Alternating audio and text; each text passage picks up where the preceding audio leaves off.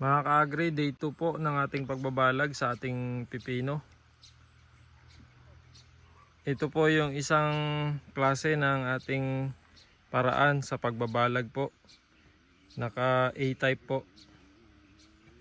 Bali, ang kulang na lang dito mga ka-agri ay yung trellis na lang, yung mga panali para gapangan ng mga pipino natin.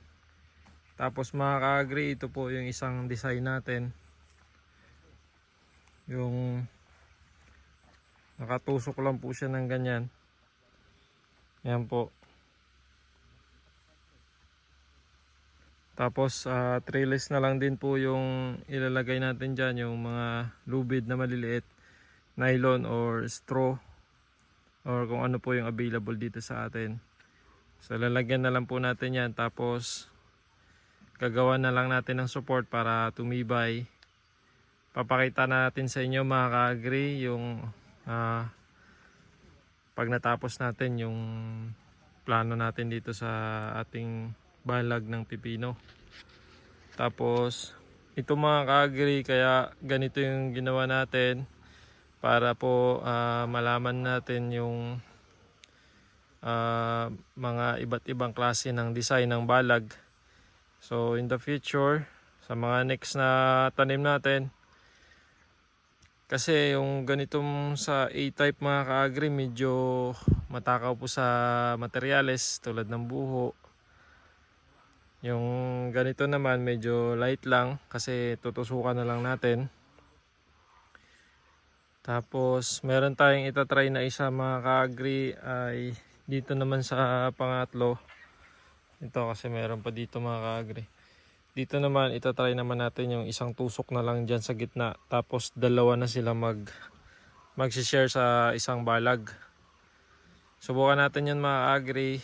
And then ang plano naman natin dito sa pinakadulo, itong isa, hindi na natin yan babalagan mga ka-agri. Bali, papagapangin na lang natin tulad ng kalabasa. So subukan din natin yung ganong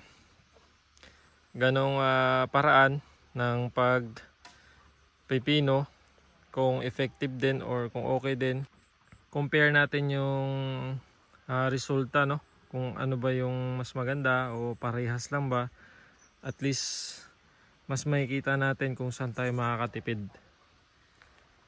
Kasi medyo, ayan po, kung nakikita nyo mga ka-agri, medyo marami-raming buho talaga yung kailangan natin ikorte. Although libre lang naman po yung buho, pero yung trabaho po kasi medyo maraming trabaho po. Ayan. So ito po yung isa, yung naka A-type, subukan natin. Tapos dalawa po yung ating tanim. Ayan.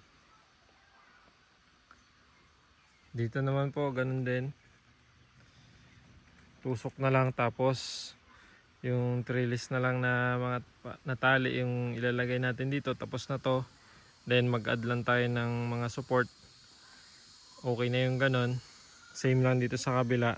And then sa kabila mga ka-agri, yung dito na lang, isa na lang itutusok natin, tapos dalawa na silang mag-share sa isang balag. So ayan po yung update dito sa ating pipino project. Ayan, experiment natin to mga ka-agri kung saan yung maganda o mas makakatipid tayo pero maganda naman yung resulta. Doon tayo mga ka-agri, no? Okay, so yan lang po mga ka-agri ang update dito sa ating pipino project. Maraming po salamat sa inyong panonood mga ka-agri. Happy farming po.